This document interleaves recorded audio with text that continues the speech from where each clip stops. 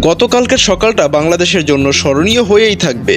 One day সিরিজে ৩-০ ব্যবধানে white wash হওয়ার পর দেয়ালে পিঠ থেকে যাওয়া বাংলাদেশ ঘুরে দাঁড়িয়ে ওয়েস্ট ইন্ডিজকে এবার পাল্টা ডবল ধোলাইয়ের স্বাদ দিল, সেটাও আবার টি-20 ফরম্যাটে সাবেক বিশ্ব চ্যাম্পিয়নদের দেশে গিয়ে।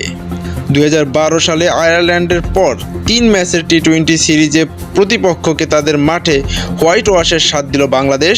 ভারত, পাকিস্তান ও ইংল্যান্ডের পর চতুর্থ দল হিসাবে 3 ম্যাচের টি-20 সিরিজে ওয়েস্ট ইন্ডিজকে ডবল ধোলাই করল বাংলাদেশ। টি-20তে একাধিক ম্যাচের সিরিজ এটি বাংলাদেশের ষষ্ঠবারের মতো প্রতিপক্ষকে ডবল ধোলাই করার কীর্তি। এক বছরে বাংলাদেশের হয়ে 3 ফরম্যাটের সবচেয়ে বেশি ছক্কার রেকর্ড হয়েছে। রেকর্ড ছক্কা হাঁকিয়েছেন জাকের আলী 34টি, পেছনে পড়েছে মাহমুদুল্লাহ রিয়াদ, যিনি করেছিলেন 30টি 2018 সালে, ও আফতাব আহমেদ 29টি ছক্কা মেরেছেন 2006 সালে। দুই দেশের মধ্যকার টি-20 ম্যাচের সবচেয়ে বেশি রানের ব্যবধানের জয় 80 রান। এর আগে উইন্ডিজ জিতেছিল 73 রানে। টি-20 ইতিহাসে সবচেয়ে বেশি ম্যাচ হারের রেকর্ড এখন উইন্ডিজের, হেরেছে 109 ম্যাচ। বাংলাদেশ এতদিন সবচেয়ে বেশি ছিল।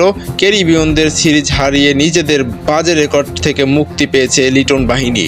মাত্র 2 বাংলাদেশি হিসাবে টি-20তে শেষ ওভারে 3টা ছক্কা জাকেরের। এর আগে সৌম্য সরকার, প্রতিপক্ষ জিম্বাবুয়ে, 9 মার্চ 2020। টি-20তে বাংলাদেশের হয়ে শেষ ওভারে সর্বোচ্চ রান 24 রান জাকের আলী অনিক।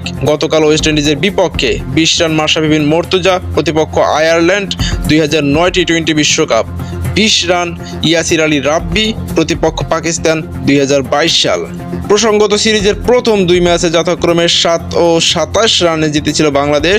গতকাল সিরিজের শেষ ম্যাচে সেন্ট ভিনসেন্টে টস জিতে আগে ব্যাট করতে নেমে নির্ধারিত 20 ওভারে 7 উইকেট হারিয়ে 189 রানের বড় সংগ্রহ দাঁড় করায় বাংলাদেশ। দলের হয়ে 41 বলে সর্বোচ্চ অপরাজিত 72 রান করেন জাকের আলী। জবাবে খেলতে নেমে 16 ওভার 4 বলে 109 রান করে অল আউট হয়ে যায় ওয়েস্ট ইন্ডিজ।